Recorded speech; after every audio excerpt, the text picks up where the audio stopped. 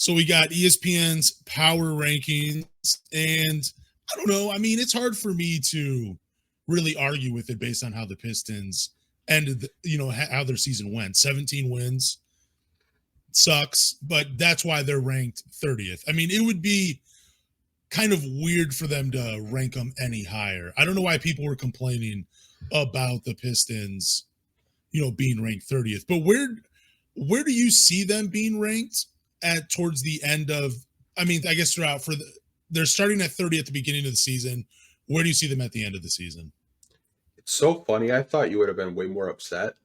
No, it's kind of surprising me a little bit. But to answer your question, they're ranked 30th right now. And I think it's a fair rating by ESPN. I know I saw a lot of comments saying like, oh, they're just hating us, Detroit versus everybody. Like, we lost 65 games last year. And the only free agent signing we've made is Xavier Simpson, who we're going to talk about a little bit later in the podcast. But I think it's a fair rating. Like, you didn't really make a huge splash in free agency. You used your cap space on Joe Harris and Monte Morris. And I feel like those are two players that can contribute.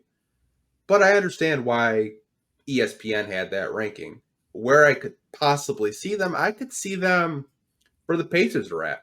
I could see them in like 21. I honestly could. I'm not going to say they're going to be a top 10 team because those top 10 teams are making deep playoff runs.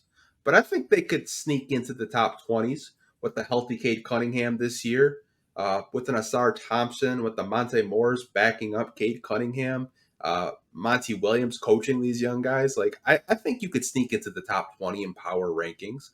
I just think as Pistons fans, we got to do a better job. Stop being so sensitive every time ESPN shits on us or an outlet shits on us. Like, they'll get those jokes off because we're not winning basketball games. Winning cures all, you guys. Once we start winning, you're going to start getting more nationally televised games by ESPN. You're going to start getting in those top 15 rankings. Once we start winning, you're not going to see ESPN or we talked about last week, Matt Barnes talking shit. All these, media personalities and media companies are going to start showing the Detroit Pistons some love. So as soon as we get those wins up, we'll be more respectable around the NBA. I'm actually a little shocked you thought I would be in my feelings about this. I have no problem with ESPN ranking them number 30. It's not a big deal to me. I think they get as high as 24. And that's if every NBA team stays relatively healthy for the NBA season. Because I could see them being better than the Washington Wizards. I mean, they did get Jordan Poole. They still got Kyle Kuzma. Tyus Jones is there now. Pretty solid little core right there, I guess. But I don't know if they wins you many games. Portland, I mean, they do have a lot of young guys, but they still got Dame right now. And I doubt he sits out. I'm sure if he really loves basketball, he'll be playing.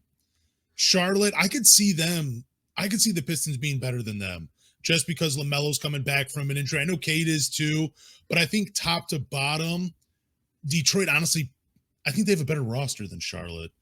And then San Antonio, they got Wemby, but they also got Keldon Johnson and Vassell. So they got a good squad. I'm going to give them that. Toronto, that's a hit or miss team for me as well. But I can see the Pistons being better than them. And there's a few more teams on here that I can see the Pistons being better than. But I think the Pistons, if every NBA team stays healthy, which that's not going to happen, I could see the Pistons being ranked as high as 24, possibly even like number 22, maybe even 21, what you're saying. Like, I really am optimistic about this going into this season with this roster if they stay healthy.